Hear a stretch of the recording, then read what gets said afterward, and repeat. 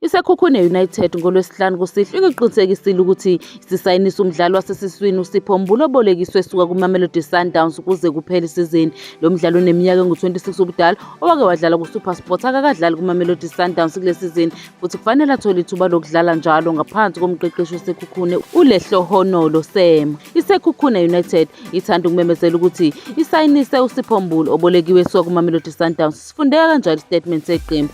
Umbulu ujoyine Babina Nokho esedlala imidlalo engu-51 kumasizini amabili adlule eClub. Umbulu uzokwenza umsebenzi wakhe kuleli qembu elizomsiza ekutheni athole isikhathi esanele sokudlala kule sizini. Umndeni weBabina Nokho wamukela uSipho futhi umfisela konke ukuhlala okuhle.